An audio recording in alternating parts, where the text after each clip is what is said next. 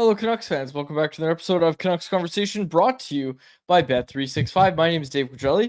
I'm joined by Harman Dial, checking in from vacation. I structured it so that I could be on this episode of Canucks Convo. How'd it go last week with you and Irv? I got to be honest, I didn't listen. I when I go on vacation, and I think I've said this before, and you know this, like I don't have my phone on me. Like not only do I mute all my work notifications, I don't bring my phone out. Like it stays.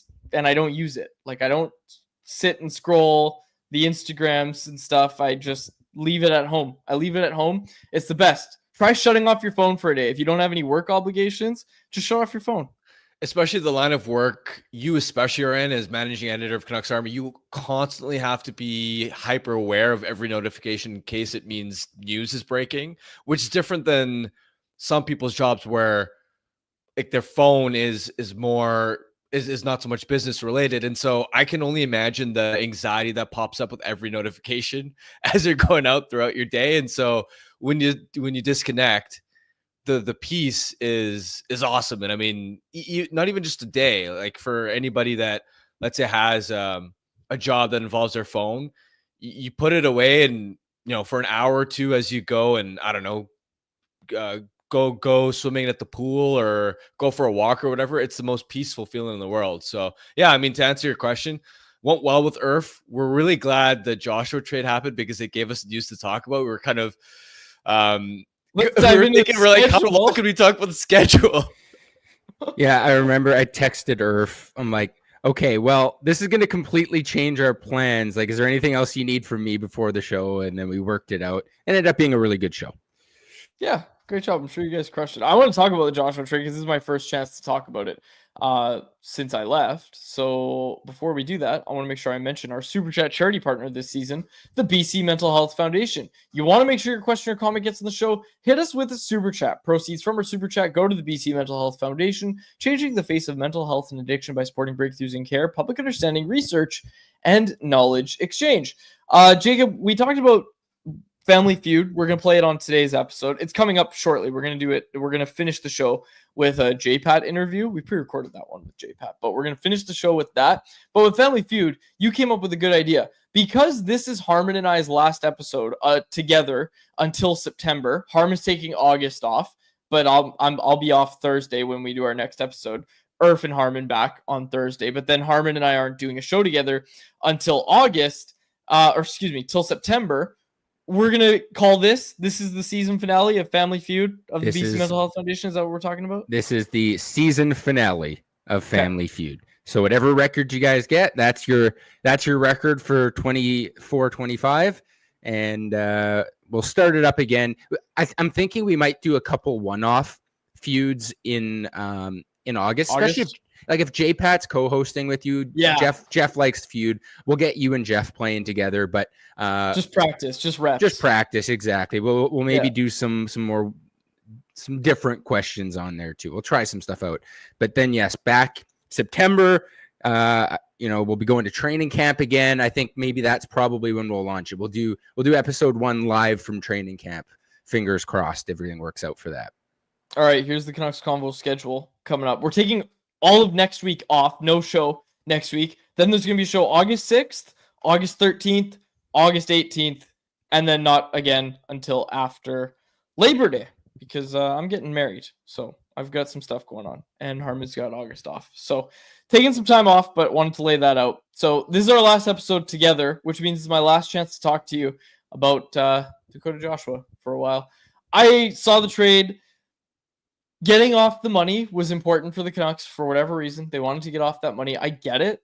And ultimately, the reason I was against trading Dakota Joshua is because I thought they were going to have to attach an asset to do it. And I firmly believe this is a guy who's going to bounce back next year. So basically, when I said I was against trading Dakota Joshua, that was with the idea that, okay, you're going to have to give up an asset to get off of this money, and that's just not worth it. But when the alternative is, okay, you gain the 4th round pick and you create a clear path for a guy like Linus Karlsson, you make it a little more feasible that Jonathan Lekkerimäki can crack your lineup come October. I think it's a fine trade.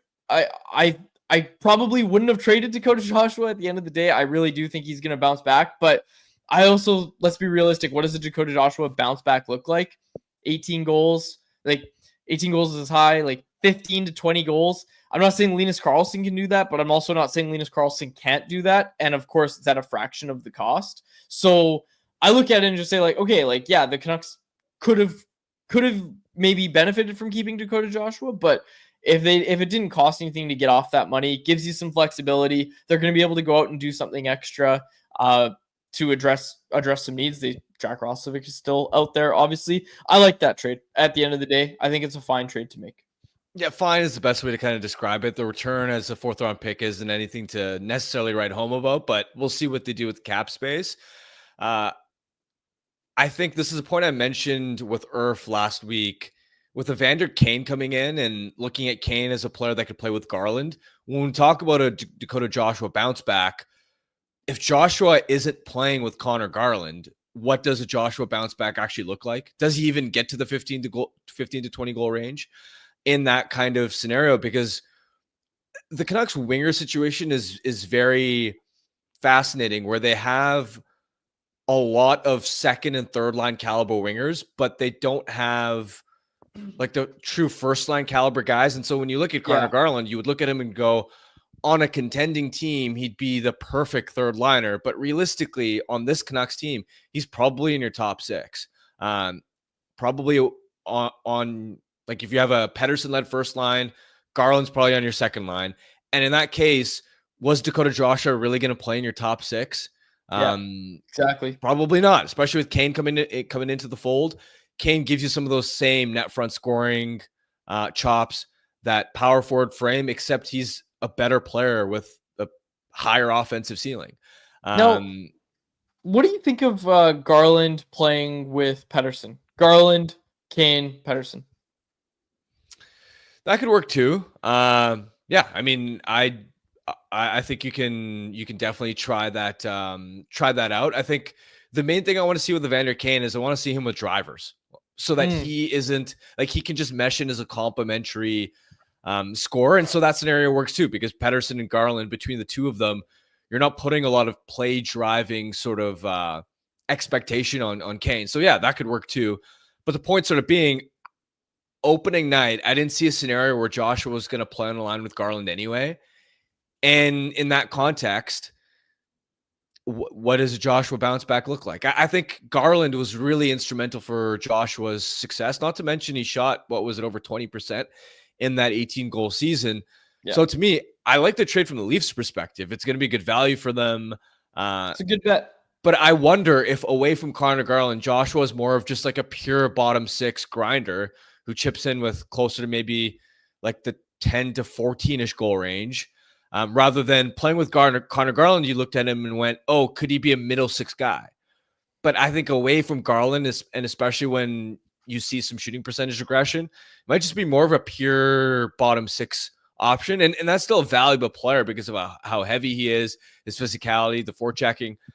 But then that's where you get into the conversation of Abby has a lot of these potential bottom 6 replacements when you get to the Linus Karlsson tier of fraction players. Of the cost too, right? Yeah.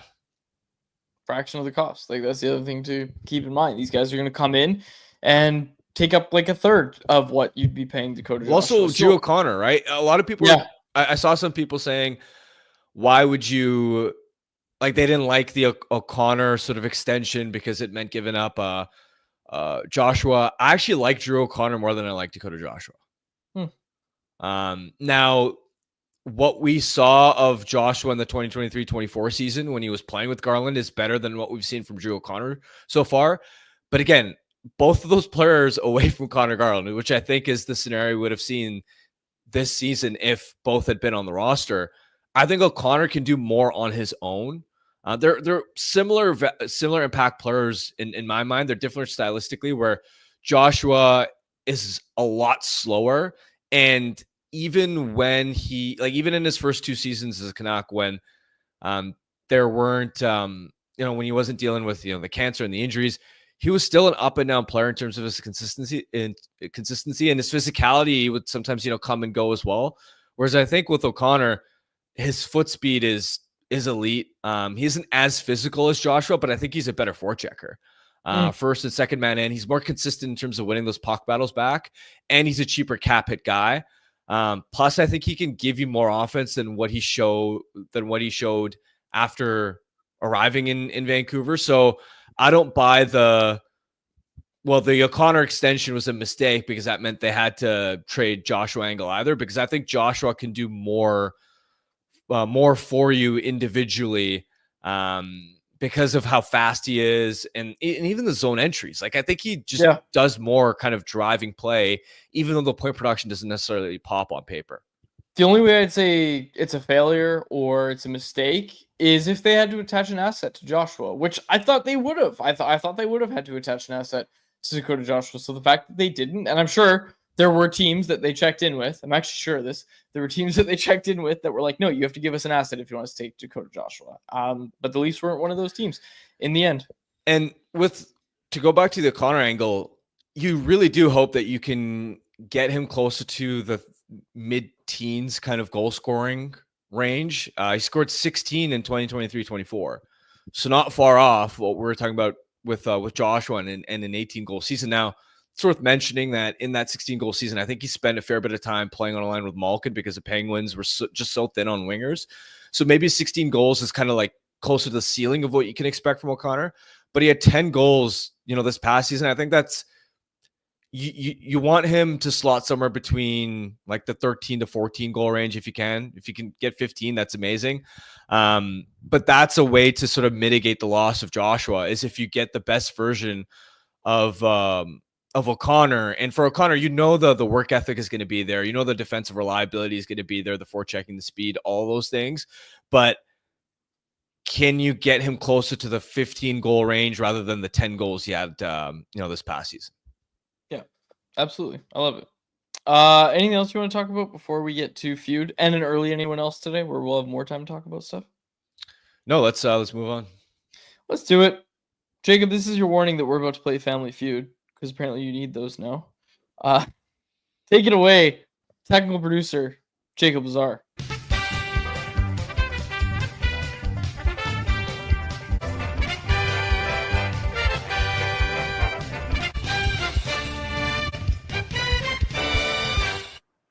See, by not rushing me, I was able to get the music on time. It didn't accidentally loop. I got my little face cam set up. I just need like 5 seconds. That's it. All right. Hello, everyone. Welcome back to the final edition. Your mic is so loud. Okay. Was that just me, or was it loud for you too, Harm? I don't know. It was a little loud. It wasn't excessive, but It was like those memes where they crank up the gain all the way. That's what it sounded like. Oh, Yeah. All right. Well, on my end, it looks normal, but now you're good. Now you're good. We've had some issues recently. Not to get too in depth, but a lot of our back end stuff isn't working properly these days. Part of the reason why I'm happy we're taking a bit of time off so we can get it fixed. But anyways, it is the season finale of Canucks Conversation Family Feud. Who's going first today? Wasn't it me that goes first, Harm? What did we say? You can go for it. We lost last week, so we can do whatever we want now. I'll go first. Let's do it. All right, Quads. Harm's gonna remove his headphones. There we go. You're gonna have 25 seconds on the clock. Your timer will begin when I finish reading the first question.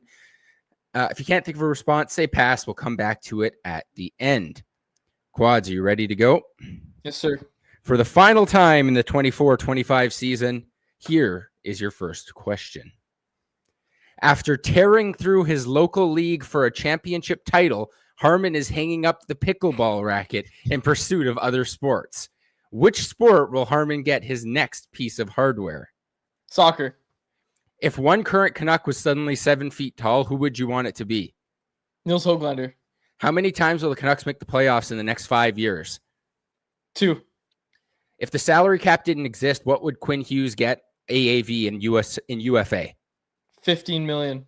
Rounded to the nearest 10, how many games will Philip Hedl play next season? 80. 80. There we go. You can flag Harm down. I'll tally up the score. Positive today. I'm going to be honest, Harm, I don't know how well that went. Oh, all I heard was positive as I put my earbud in, and so I was like, okay, he did well. Yeah, we'll see. Jacob will tell us. I don't know. I think it was okay actually, but I don't know. Usually I feel really. Usually I'm shouting 150 points, but I don't know if we got 150 points there. Let's see. Okay, that's good there. Sorry, just I had to search for a name, but it ended up being better than I thought when I searched I got for some. it. So, I got some number ones. I got a couple number ones, for sure. say yeah, there. Yes.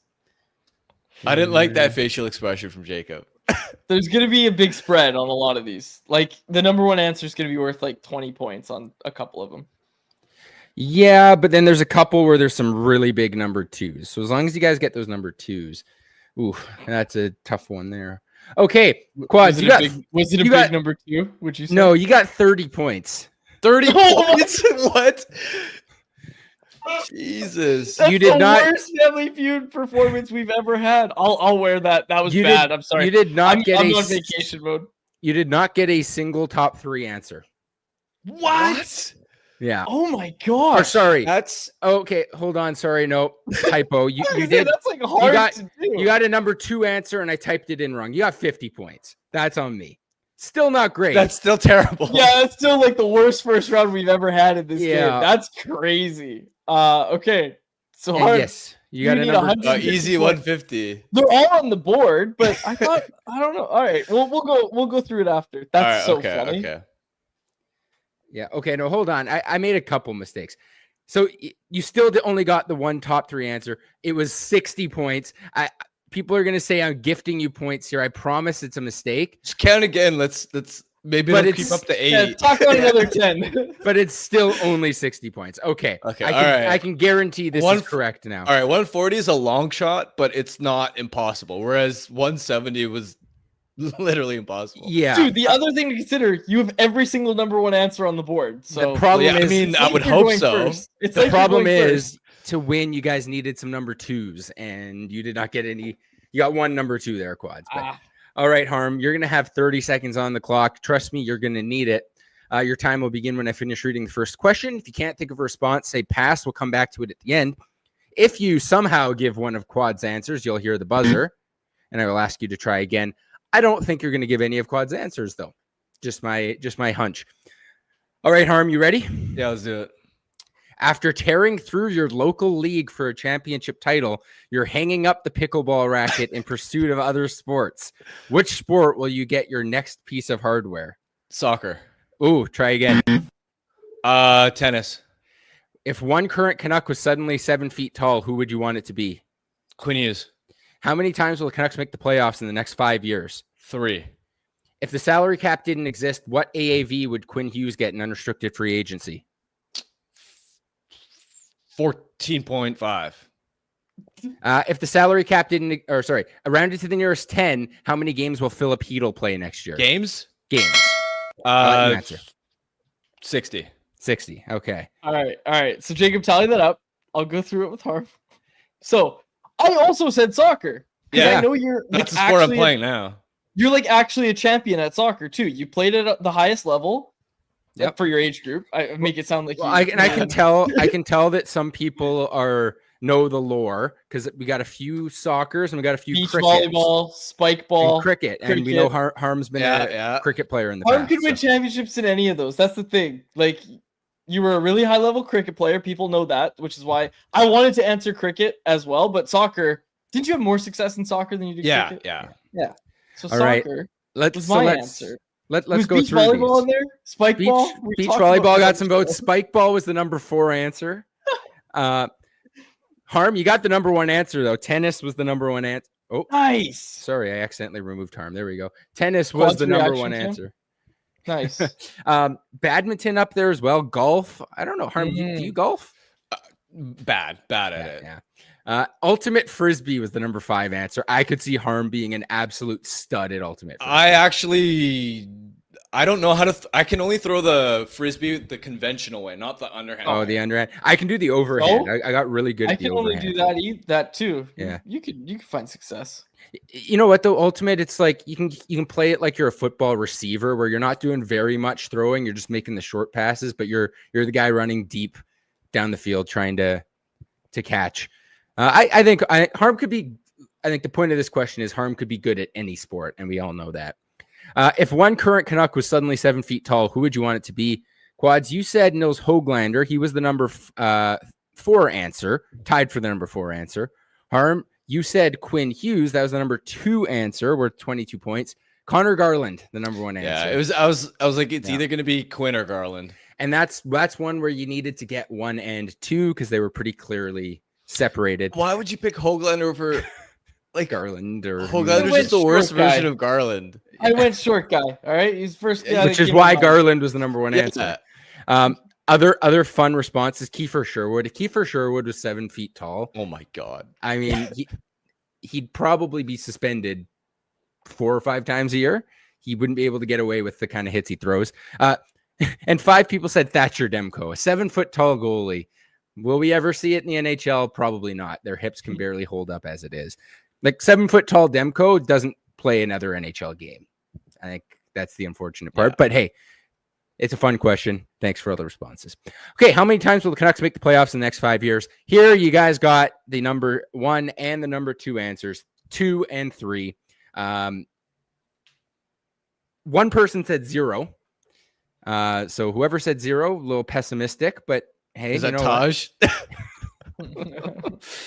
And 11 people are very optimistic, saying all 5 years. I don't know about that one, but hey, we'd love to see it. Yeah, people were clowning on me for 2. Jacob, write it down. Canucks make the playoffs 2 out of the next 5 years. Oh, I mean, Harmon said 3. Like, I don't know what the clowning is, right? Like, if they make it this year, then yeah, okay. I think 3 is probably more likely. 2 times in the last 10 years. Yeah, like what are we talking about? Exactly. I think 2 is a pretty safe bet, and 32 people agreed with you there, Quads. Yeah. All right, this is the fun one. If the salary cap didn't exist, what AAV would Hughes get in free agency? So, Harm, I'm going to round you down. You said 14.5. Everyone only gave like full numbers, round numbers, and Quad said 15. So I'm going to round you down to 14. Unfortunately, that was only 8 points. That was the number 5 answer. 15 was the number 4 answer, Quads, only 12 points. $20 million was the number 1 answer. And then $18 million was the number 2 answer. And then one person said he would get $50 million. So was the question if he hit unrestricted free agency right now? I just said if a cap didn't exist, what AAV would Hughes get? Okay. I didn't even register the if the cap didn't exist part. I just thought if he hit free agency, what would he get? Which is pretty crazy that if a cap didn't exist, he would still. You said 14 and 8 people agreed with you if there was no salary cap. Just goes to show how legit Quinn Hughes is. We all know that. But yes, the dude who said 50 is probably right. Let's be honest here. If there's no cap ceiling, an NHL team would absolutely back up the brakes truck for him. Yeah. If you had heard the question right, what would you have said? Like 20. Yeah, like 20, 30. 20. Yeah, 20. Put that down. Because a couple people said like 25, 30. I mean, it's curious, right? Like, I feel like if there was no cap, like, what does McDavid get if there's no salary cap? That's actually whoever submitted this question did it with McDavid. And I thought that's interesting, but let's do it with Quinn Hughes instead. So thank you to whoever submitted that question. And now the final question of season 1. You guys need 65 points. Rounded to the nearest 10. How many games will Philip Hedl play? Quads, you said 80. Only 2 points. Damn. Would you really? I was being optimistic. I'm in a good mood, man. Vacation's fun. Harm, you're going to come back 70? September. 60. You're going to be all happy too. So this is another one where if you guys got number 1 and number 2, you're golden. You guys would have won if you had picked number 1 and number 2. Harm, you got 60, 29 points for number 2. 70 was the number 1 answer. Quads, that's probably where you should have gone. I understood what you were thinking, like, hey, he's going to have a healthy season, but rounded to the nearest 10, I think people figured he still might miss 8 games or so. So season's over. I see a record above 500. I see some building blocks. I see some room for improvement, and I'm excited for next season, Harm. Yeah, it's going to be fun having an actual target. Year 1, it was nice to have a record, but there wasn't an actual target, if it kind of makes sense. Whereas now we know the target has to be to beat season 1. Yeah. All right. 23-20. That's our final record. Yep. It's final record. And I want to thank everybody. As I pointed out, almost all these questions come from our listeners and our viewers. So thank you to everyone who submits questions. We'll get back to it in September, as we said. I've got enough questions backlogged here to play a couple times with quads and JPat. Maybe we'll get Irf in there. We'll whoever's hosting, we'll find a way to keep playing. And as we get into next season, if there's any feedback you guys have, things you might want us to do differently, or if there's any of our regular guests that you might want us to play Feud with, let us know. We'll be open to switching things up as we evolve it. And thank you for everyone who's made Family Feud such a fun weekly segment on Canucks Convo.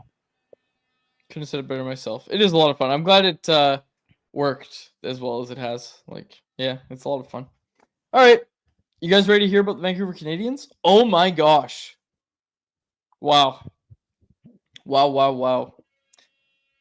There is a Helmet Bowl giveaway happening on Sunday, July 27th, as the Vancouver Canadians host New York at the Nat. First pitch, 1:05. There are some good giveaways coming this week. I'm going to go through it all. Let's get to anyone else, which is brought to you by our friends at the Vancouver Canadians, who tonight are going to... Oh, it went away from me. Tonight is Pride Night at the Nat.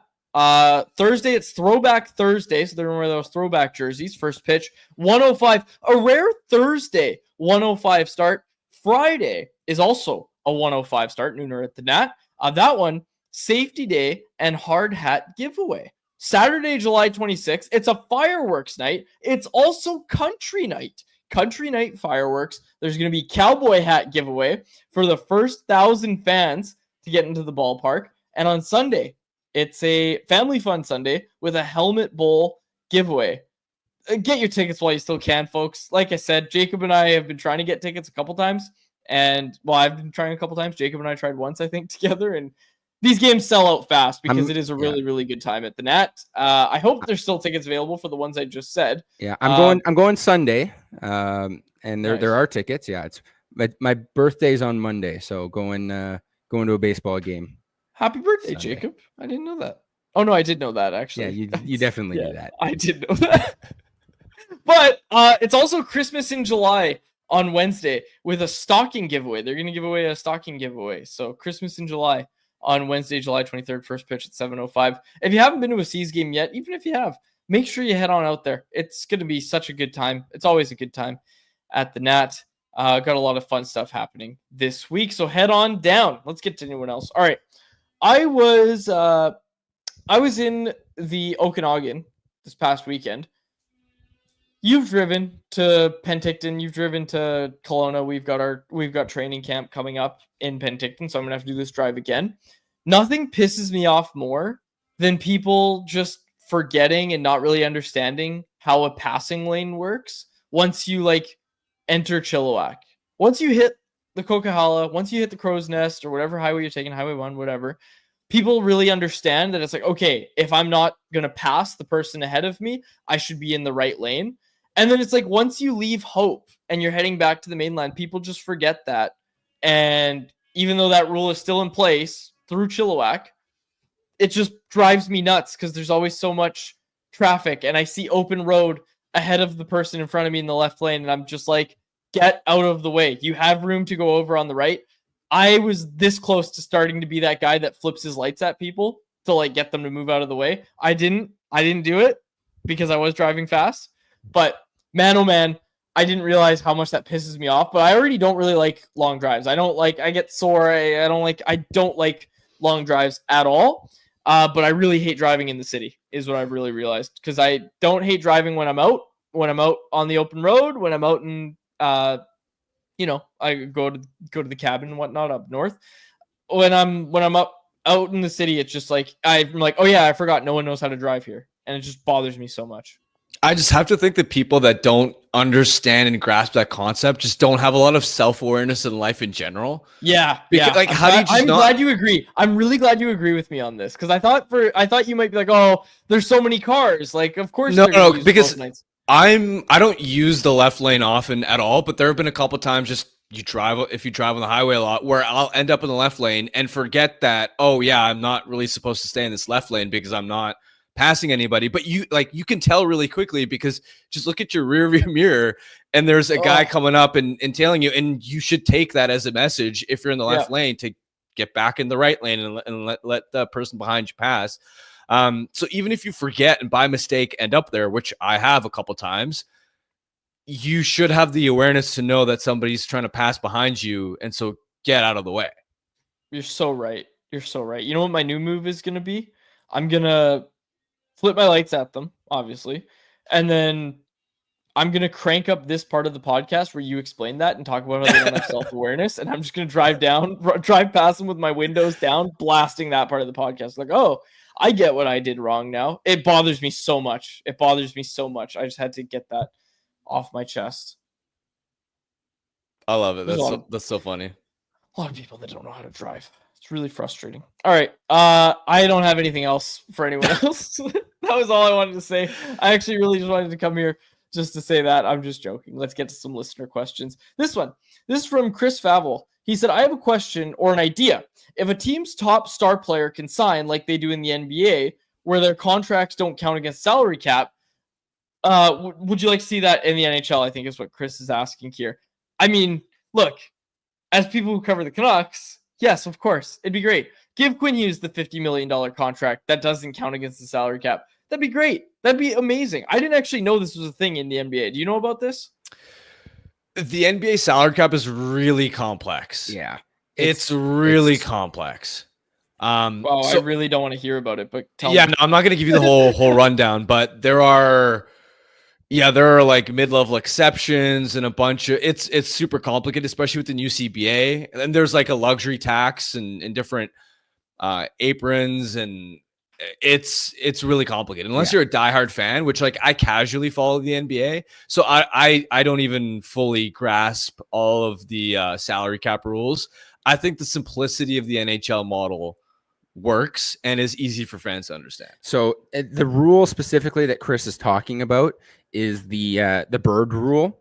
So teams can exceed the salary cap in order to re-sign one of their own free agents. So in the NHL, where you can offer the extra year, that incentive exists in the NBA similarly, but it allows you to exceed the salary cap. So if a player has to be on your team, I looked it up, for 3 consecutive seasons. So if you have a player who's played for you for 3 years or more, you can offer a longer contract, and you can offer a higher annual raise, which is just if you're dealing with like backloaded contracts, and you can exceed the salary cap. So if you're like 20 million under the cap and you have a player superstar that you want to re-sign on your team, you could exceed the salary cap and offer them 30 million because it's your bird rule player. As Harmon said, very complicated, but it would be kind of interesting to see how that would work in the NHL setting. Because the NBA has this for a bunch of different reasons. And obviously it's named after Larry Bird, but I think the reason it probably still exists is to curb some of the ring chasing that goes on, guys that are just bouncing around the league. This allows teams to try and keep those star players by being able to pay them more. The NHL doesn't really have that problem, so I don't know if it would ever actually make its way into the NHL, but certainly something interesting to talk about. Interesting. Yeah, that's good. For a Canucks fan, I don't think you'd want this because it would benefit the Oilers more than it would benefit the Canucks. That's a really good point. That's a really, really good point, actually. What do the Oilers look like if they don't have his cap hit? Yeah. It would benefit the Oilers more than it would benefit the Canucks. So hold on, I want to do that exercise. What would the Oilers look like if they didn't have to pay Connor McDavid, but they still had Jacob? Connor How McDavid? does the rule work exactly? Where does that player's entire cap hit not count, or is there like a certain percentage that you're allowed to exceed by? Let's take a look. Zach Hyman would be the second highest paid forward at $5.5 million. Let's see. Luxury tax. Well, soft cap allows teams to exceed the cap indefinitely by re-signing their own players using the bird rule. There are consequences by exceeding for a large amount. So it seems like you can exceed it by as much as you want on the contract, but you will get put into the luxury tax. Yeah, right. And that's another difference. Well, the main difference is NBA soft cap rather than hard cap. So Yes. you would just be on the hook for more taxes, which I think the NBA has become more strict about that with the latest CBA, because I think the like the Timberwolves, part of the reason why they traded Karl Anthony Towns was to, if my memory serves, to sort of avoid being in a higher luxury tax tier. And apparently the punishments are a lot harsher and stricter. So anyway, I like the NHL hard cap system better. It's easier. It's less complicated. The NBA also has player options, which is really interesting and obviously doesn't exist in the NHL either. What do you mean player options? Sighting. So like you can have LeBron, for example. I think this year you had a player option where you either opt in. It's like you have an extra year at whatever amount of money. And baseball has those. Yeah. And so does the NFL. The NHL is the only league that doesn't have player options. All right. So I brought Bert on because we're getting ready to throw to the Jeff interview, which we pre-recorded. I brought Bert in because he was whining at the door, which he never does. So I was like, does he actually need something? I don't think he needs anything. I think he just heard me talking and was like, I want to be a part of this. So Bert's a part of it. It's our final episode. I love how he's trying to sniff the mic. Yeah, he's literally trying to get a lick. He loves to get a lick on the mic.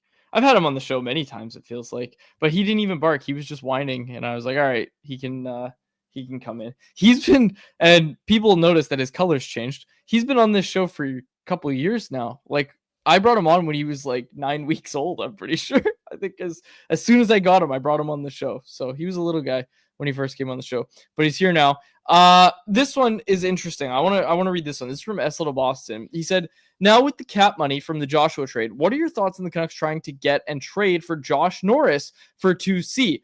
People hear it in the Jeff interview that we're going to play in a second here. But one thing we kind of did was focus on the idea of Jack Roslovic. And I think it's a fine way to look at it because it makes the most sense, I would say, especially of guys that are on the UFA market. But when I was on vacation, had the idea of, man, could the Canucks swing a little higher? Like, could they clear out some more cap space potentially and then go get Mason McTavish? Could they go get Marco Rossi, who still doesn't have a contract? McTavish is more pie in the sky, obviously, because it comes back to why would Anaheim trade him. But Marco Rossi still doesn't have a contract. Like, could the Canucks still shoot higher, or are you kind of looking at it and saying, okay, it's going to be Jack Roslovic?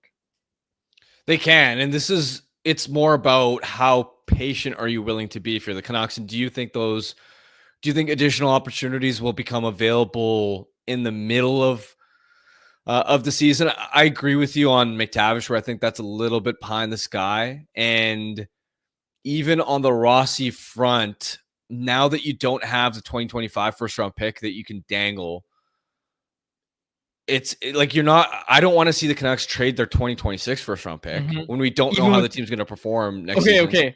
Now, I had someone ask me this, but if you put trade protection on it, where you say, okay, if this is a top 15 pick, no, it goes to and here's why. No? Because here's why. This is small percentage likelihood, but it's an absolute worst case scenario that you want to avoid. Imagine you miss the playoffs this year, and you then owe an unprotected first round pick in 2027 or 2028. Now imagine, because you missed the playoffs this coming season, Quinn Hughes tells you he doesn't want to resign. And now you're in a position where next summer you're looking at potentially trading Quinn Hughes away, and you owe a future unprotected first round pick. Like, that's a disastrous scenario. Again, I don't think that's a very likely scenario, but you don't want to put yourself in a position to do what the Sharks did, where they gave up the first round pick that ended up being Tim Stützle. You laid it out perfectly. Like, that is the nightmare scenario, Harm. Thank you for sharing that. You're absolutely correct. Okay, so if you don't have a first round pick, what you're saying is it's going to be basically impossible to make these trades? I don't want to say impossible, but hard to see it happening. What's going to happen to Marco Rossi? I don't know. I genuinely don't know. I imagine the longer this goes on, it could become sort of like a Marty Necas situation where, all right, you just sign a shorter bridge deal. You start the season on the team, and you look for a trade further down the road. What about Norris? Let's answer the original question. Do you like Norris? I don't love. I mean, if you have Filipino and Josh Norris, the amount of injury risk you have down the middle. So you really have Atu Ratu and Max Sasson, is what you're saying. Well, also, I don't think the Sabres would be interested in trading Norris, because I don't know if if a lot of people have caught on to this, but in the second half of the season, the Sabres shifted Tage Thompson back to the wing. And they had Yuri Kulik in that sort of spot, top line center.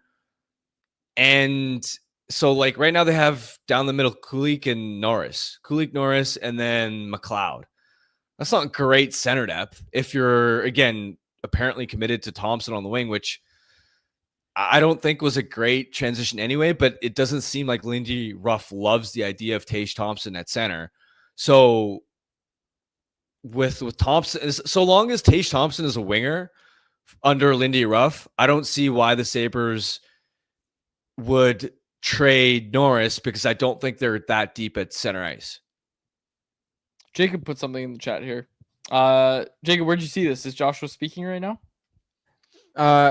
Leafs Nation posted it on social, so I guess someone has spoken to Joshua about it, but coming from our friends over at Leafs Nation. Oh, I thought you were. So what Jacob wrote in the chat is that Joshua is keeping number 81 in Toronto, wants to honor Phil Kessel, who also survived testicular cancer. That's they were almost teammates in Vancouver. That's pretty cool. Joshua gets to keep 81 in Toronto. Good for him. That's great. Joshua's still... Remember that week? Not even a week, a couple weeks when we thought Phil Kessel was there. There were all these Phil Kessel airport sightings, and we're breaking down footage of him and of him practicing in Abbey, and we're on Phil Kessel watch for a couple weeks. Oh yes, I remember Phil Kessel watch. It was a good time, and then the Canucks basically made it public that they were like, "Yeah, he wasn't in good enough shape." Didn't they say that publicly? I don't know if they did. Ah, shoot. So I'm pretty yeah. I don't remember. I genuinely don't remember. I'm not disagreeing necessarily. I just don't remember. I'm pretty sure Alvin got asked about it and was like, "Oh, we in our evaluation." I can't remember what he said. I'm not gonna misquote him. I just don't. This is the problem. You get told stuff, and they're like, "Oh, okay, yeah, this is off the record or whatever," or you just get told it, and then there's the public stuff as well. Sometimes the line gets a little blurry. I have the official release. So this was on NHL.com. Kevin Woodley reporting. Wait, they put out a release for not signing Phil Kessel? Yeah. Kessel wasn't a fit for Canucks, remains unsigned. Kevin Woodley talked to Alvin. This was Alvin's quote. Phil is a great person and a well-respected player. What he's done in the league, 3-time Cup winner. He wanted to come back and play, but with roster complications and how we want to play, unfortunately, at this point, it wasn't a fit for us. Okay, was the exact quote. Okay. Yeah, I was gonna say, I'm not misquoting anyone then. When you said what you first said, I was initially thinking to myself, there's no way they would have blasted him for not being in shape publicly. Well, I guess they didn't say not in shape, but how we want to play. That public release didn't say anything about fitness. All right, moving on. Shout out to Phil the Thrill. Di Giuseppe, right? Oh yeah, we gotta book PDG, Jacob. Book PDG. He's gonna co-host a show in August. Sure, future Winnipeg Jet. That's right. Technically current Winnipeg Jet. He hasn't played a game for them yet, but yes, he will, and I would imagine hopefully he gets a shot in the NHL. If not, he'll be with the Manitoba Moose. But we love PDG on this show, friend of the show. Of course. All right. Anything else, either of you? Harm, this is our last show till September together. Anything else? No. I'm excited to see you guys in person, IRL. That'll be fun. So it won't actually, it will go several weeks without recording together, but it'll be fun to see you guys in between that. Bachelor party this weekend coming up. So We'll see. You and Jacob are obviously both coming to This that. is going to be the tamest bachelor party I imagine that I'm ever going to go to. Perfect. That's what I'm, because I was Yeah, telling I've you guys before never, the show, I was I've like, never oh, I been don't know to if an- I want to drink. I was gonna say I've never been to an Unk's bachelor party yet. I'm looking forward to this. No, Is it when I gonna- found out what the plan was for the bachelor party, I was like, yeah, quads is a certified unk. Yeah. Well, it's gonna be great. I'm It'll really be excited fun. about It'll be it. fun, but it's very tame. Yeah. We'll see. All right. We'll close it up. Oh, I guess we should say what the plan is. I like a good steak. We're going to a nice steakhouse, and then we're going to golf simulator bar. It's a good place. It'll be a lot of fun. Yeah, it'll be a lot of fun. But you're right, little tame. But I don't know. What do I want to do? That's what I want to do. That'll be a lot of fun. I'm not criticizing you for it or saying it's wrong. I'm just saying it's tame, which is Have fun. you been to other bachelor parties? No, Okay. but This is come your on, first? we all know. Like Jacob yeah. has. Jacob, drop some bachelor party wisdom on us real quick. I mean, I've had my own. And It was great. We had a lot of fun. I did two. I did one, like I wanted to do a trip, so I did a trip with my groomsmen, and then I did one like you quads, where I just wanted as many of my friends locally who could come, and we were I going to couldn't do make it something. to yours. I remember. know I you remember couldn't. getting an invite and I couldn't make it. That pissed me off. Yeah, Jacob also did a steakhouse. That sounded like a blast. No, Yeah. but see, Jacob did a trip with the groomsmen. That's Yeah. the more, like you pick, I don't know, we went to Montreal Vegas. or Scottsdale or Nashville or like wherever you kind of want. And that's Maple kind of like the Ridge. more traditional. Maple Ridge. Maple Yeah, I went to Vegas. We saw the Canucks and Golden Knights from a suite That's pretty cool. at T-Mobile Arena. You know what though? Hot take. Yeah. No, I was gonna say if you're gonna stay in Vancouver, you may as well just do something tame. Because Vancouver's not a fun city to go out in. I wholeheartedly agree with that. I am surprised to hear you say that. Why is Vancouver not a fun city to go out in? Like compared to others? It's not a lot of good venues. And also in Vancouver, and I think this is a take that a lot of people have agreed with me when I've said it. You have clubs where it's like the traditional nightclubs, which are too much. But then you have the bars in Vancouver are everybody sits down at a table and with their group, and it's more just like a restaurant kind of vibe. There's nothing. I shouldn't say there's nothing. There aren't many places that are kind of in between. Whereas you go out in other cities, and there are like Montreal has so many of those kind of example. like cool bars where you can just like your people are like up standing up, and everyone's kind of like mingling, and there's just like a really good atmosphere and vibe to it. And you get that without the like no one wants to go to like I don't enjoy being at a nightclub. Right. We've reached the age where it's like it's just too loud, it's too obnoxious. So loud. Dude, I can't believe yeah. But absolutely. there's nothing below that where it's still, or I shouldn't say nothing. There aren't many venues that are just like below that where it's like still a great vibe and still a great atmosphere. Without all the cons that come with a nightclub. There aren't enough venues that are the in between. Yeah. And I'm not just saying this because they're a sponsor. I do really like Greta because you got the arcade games. That's actually that is one of the one of the good examples. Yeah. Yeah. And look, we're spoiled in Vancouver. It's a beautiful, like 24-degree sunny day. People will go outside, do their thing. You know what? If the nightlife isn't great, oh, shucks. We'll just have to spend the day at the beach. It's not a big deal. Yeah. So I'll see you guys Saturday. Let's get to the interview that we pre-recorded, like I said, with Jeff Paterson. We're going to get to that right now.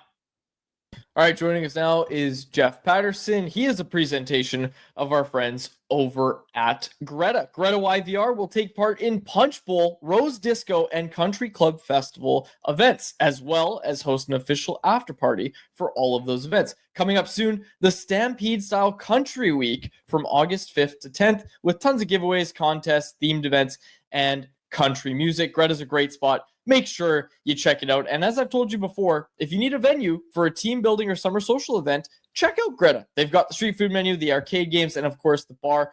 Always a fun time with plenty of options. Make Greta your spot to hang out next time you're downtown. For more info and to book your event, go to gretabar.com. Greta Bar YVR, 50 West Cordova Street is the address. Let the games begin. All right, we'll bring him in now.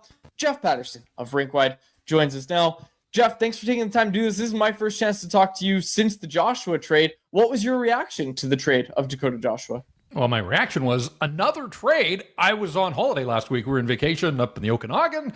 First day of the trip was the Sealovs deal, and I thought, okay, like that's not ideal that I'm away, but these things happen. But then to have two trades essentially in the same week, a little bit of a surprise. Just it kind of felt like we were through that initial crush of free agency, and maybe GMs were trying to go into hiding for a little bit in the summer, but not the Canucks. They had some work to do. So the Dakota Joshua one, I'm not surprised. His name had been out there for a while. We knew that the Canucks were trying to shed some salary cap. I think, look, from Toronto's perspective, I think it's a great acquisition. That this is going to be a motivated player who I know was highly disappointed with his season last year, and we all understand the reasons why his season was a disappointment, but he himself wasn't leaning into that at all. At season's end, it got to the point where he was apologizing essentially for having an underwhelming statistical season. I think for the Leafs, they're going to get a motivated guy that wants to show that 18-goal season the previous year was not a fluke. And so I'm really looking forward to seeing what kind of year Dakota Joshua has. Now, from the Canucks perspective, clear cap dump. So we all have to wait to see what they do with the money that they have carved out here. But beyond that, look, he was one of their biggest, most physical forwards. And this is not a team that is loaded with size up front. So there were some consistency issues with Dakota Joshua's game. When it looked like he was ready to break out, there were nights where you just were left wanting a little bit more. But when I think back to the playoffs against both the Predators and the Oilers, had a pretty nice couple of weeks there in the postseason and showed that he could use that size effectively and the soft hands. And, I think there's a whole lot more to Dakota Joshua than we saw last season. And again, the reasons were obvious beyond the cancer diagnosis. He just never really got into a groove because he came back in mid-November. He got hurt in early January, and then there was the Four Nations break, and it just kind of felt like such a start and stop type of season for him. So, I've said this, I've written this. I do think that moving off Dakota Joshua puts a little more importance on Evander Kane to pan out and be able to bring a physical element for this hockey club, because beyond Kiefer Sherwood, who is going to show up and play hard every night, again, this isn't a terribly robust group of forwards for the Vancouver Canucks. Now, there are other guys who maybe will benefit from the opportunity left behind without Dakota Joshua, but I look at Evander Kane as a guy that can be abrasive, can be aggressive, has been throughout his career, should be motivated in the final year of his contract, but the Canucks now need him to bring that physical element on a nightly basis. The Canucks have about $3 to $4 million in cap space now. Would you like to see them go out and target Jack Roslovic, who I think is the only free agent left on the market who would actually potentially move the needle for this team? Or would you prefer the Canucks kind of keep their cap space powder dry, so to speak, and target more of a mid-season upgrade at the center ice position?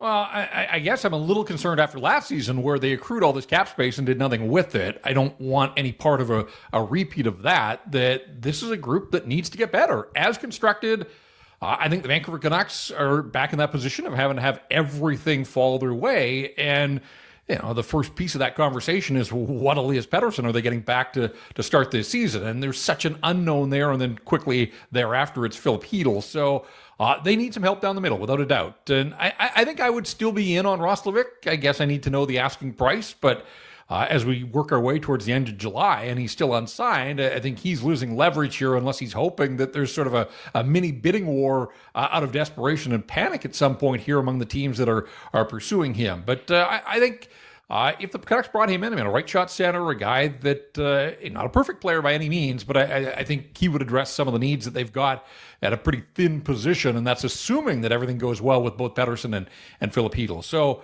if they elect to hold on to that cap space and they start into this season, I think it's an admission to some degree that they recognize that this is going to be a struggle.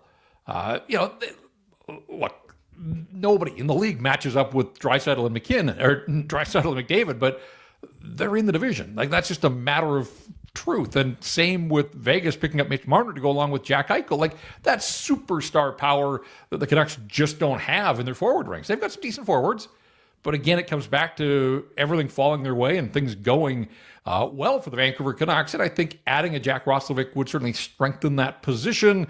Again, does it put them over the top to be a playoff team? I can't sit here in July and say that that's the case, but I do think they'd be better with Roslovic than not. So for a number of reasons, I would expect that the Vancouver Canucks are going to use that money, but I'm kind of with you, Harm, that if it's not Roslovic, like, I don't know what's behind door number 2, and I'm not sure that I'm going to like what's behind door number 2 if they look to go off script and try to find a different path here. So it's going to be fascinating to see how it all plays out, but it kind of feels with every passing day like Jack Roslovic is becoming Pius Suter of 2 years ago, where this thing may drag into August and somebody may be able to get him on the cheap.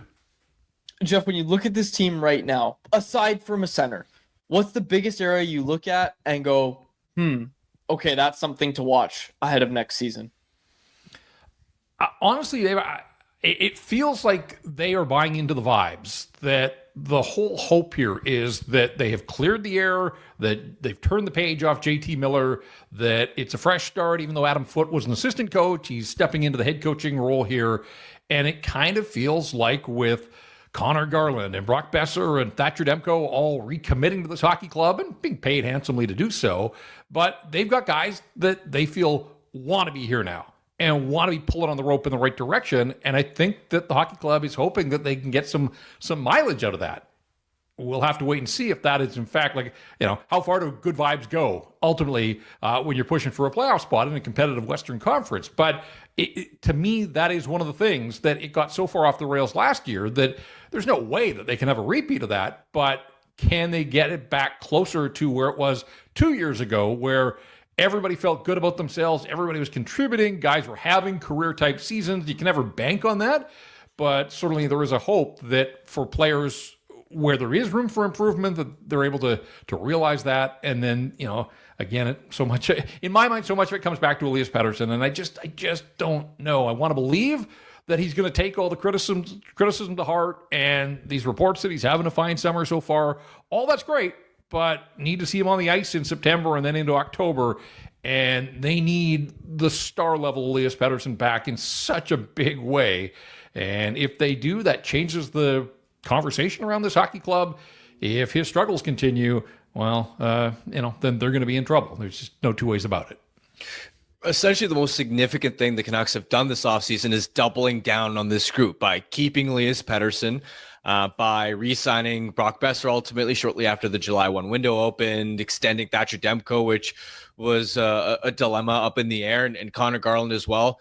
When you look at the 3 extensions, Besser, Garland, and Demko, if it's to order those 3 in terms of which you like the most and which maybe carries the most risk, how would you order them in terms of, I like this signing the most, and then, so on and so forth? Yeah, I'd probably put Brock at the top of the list just because they need goal scorers, and you know what you're getting in him. And I think the 40-goal season is going to stand as the outlier when all is said and done, but there's no reason to think if he's a frontline player in power play and if he can stay healthy, that 30 should be within his reach for the next bunch of seasons on this new contract. Connor Garland, to me, he is what he is, and that is a consistent, reliable, energizer guy that's taken on some penalty killing duties, and that's probably going to be something that he has to step into more now with the loss of both Pius Suter and Dakota Joshua, and a 50-point guy. I mean, basically that's what he's been for his 4 seasons here in Vancouver. So I don't expect that Connor Garland is going to take a huge leap in terms of his production, but I would put him in the middle of those 3 when you're talking about risk. And then with Thatcher Demko, obviously it's the injuries. To me, I guess I was a little surprised that there was such a hurry to get the extension done on July 1st, where in my world, they could have waited into the season, but it seemed that, there was an appetite to get an extension done. So if he's on his game and he is fully healthy and the reports are good this summer, already back on the ice and gearing up for a season ahead here, we know what a difference maker he can be, but injuries are part of his conversation, and whether he likes it or not, that's just the fact of the matter now at this stage of his career. So in terms of risk, I would say, I think you know what you're getting. Besser, pretty much same degree Connor Garland, and then the risk for me comes with that Demko. But man, I hope he is healthy because I like watching him play. I like watching him when he's dialed in and is among the best in the business, and he truly can be a game breaker for the Vancouver Canucks. And so if that body will hold up as he approaches his 30th birthday in December, there's uncertainty there, but there's also, that's the risk side, but also the reward is that he can be the kind of guy that could lead the Canucks back to the playoffs without a doubt. When you step back and look at this offseason as a whole to this point for this front office group, how do you weigh where on one hand you could look at it and go, they didn't accomplish their goal of sort of transforming this top six forward group, and specifically at the center ice position? We remember at end of season availability, Jim Rutherford was very ambitiously talking about how he wanted to renovate that top six. So on one hand, they weren't able to get it done. But on the other hand, you look at the dynamic of this offseason, and outside of maybe Trevor Zegras, what top six center really got moved on the trade market? And how many actual like first line caliber wingers switched teams? There were maybe three of them that I can think of off the top of my head. How do you weigh the two, where on the one hand you could look at and say they probably didn't improve enough, but on the other hand, it was a difficult market to accomplish those goals in the first place? Right. I mean, if you take Jim Rutherford at face value, and I think we all do, and he's earned the benefit of the doubt with his managerial career, he oversold and underdelivered to this point. But it's also only the third week of July. There is still time. And I think the other thing you have to keep in mind here, Harm, is 3 seasons in a row now, the Vancouver Canucks have made among the biggest in-season trades in the National Hockey League. So there's not just a history, there's a pattern there. And so when we talked earlier about do they keep this cap space, do they spend it? When you go back to the Bo Horvat deal, and obviously beyond that, I mean, there's Andrei Kuzmenko bringing in Lindholm and the Zadorov deal, and then last year JT Miller. It sort of feels like a rite of passage each year here now under this management group that they want to make something happen fairly explosive on the trade front. So I keep that in the back of my mind. And the other thing is, like, they didn't accomplish their goals, but they also didn't act in desperation because they didn't accomplish their goals. I mean, some people may look at Evander Kane at this stage. It's a 1-year deal. This is a guy that didn't play in the regular season last year, so I think he's going to be motivated. It's a contract year for him, and I want to give him the benefit of the doubt that he can do the types of things that he's done over his career, to be effective. And there's certainly a spot in the lineup for a player like that. So it is tough to square away, because it was a lot of talk early on and not a whole lot of action. But again, I just I guess I'm willing to give them a little bit more leash here as the season unfolds. If they can identify, a struggling team or a team that feels it needs to make some sort of switch midseason, maybe there's an opportunity for the Canucks to jump in there. But through it all, as we said, still those red flags at the center ice position, even in the best case scenarios with both Paterson and Hedl. There's just so many questions that need to be answered once the season gets underway. Jeff, great stuff as always. We'll chat with you later in the offseason, I'm sure. Harm's taking all of August off. I'm going to need some co-hosting help. You're probably going to have to step in at some point. Jeff, thanks so much for doing this. Here's what I need to go away again to make some things happen, because that seemed to be the way this past week. I get out of town, Patrick Relvin gets after it, gets busy out on the trade front. So we'll see what happens. If I don't talk to you, Harm, good for you. An entire month off. We'll check back in September, and sure, I'll do my best to keep the seat warm at some point in the month of August. Love it. Thanks, Jeff. Okay, guys. There he is, Jeff Paterson, regular co-host of Canucks Conversation, and of course, in all seriousness, rink-wide. Of course, you can watch that during the season as well. Okay, let's get to our Bet365 bet of the day, and we'll get out of here. Our Bet365 bet of the day today: Seattle Mariners are on a 2-game losing streak. They're taking on the Milwaukee Brewers. You can get Seattle Mariners money line at minus 125 odds right now. It's going to be a pitcher's duel. It's going to be Logan Gilbert versus Jacob Mizorowski. Jacob Mizorowski is a really, really solid young pitcher. I'm taking Mariners money line. This is their get right game. They lost 2 straight, but they've got Gilbert on the mound. That is our Bet365 bet of the day. Is whatever your bet is, it's never ordinary at Bet365. Download the app and get it on the game. Use the code NATION at Bet365. Must be 19 plus to play. If you choose to play, please play responsibly. All right, we'll wrap it up there For my co-host Harmon Dial and our technical producer Jacob Lazar, my name is David Corgelli. Thanks so much to the episode of Canucks Conversation. Canucks Conversation is live Monday through Friday, every weekday at 2 p.m. over on the Canucks Army YouTube channel. Make sure you like, subscribe, and interact in the YouTube live chat every day with us, folks.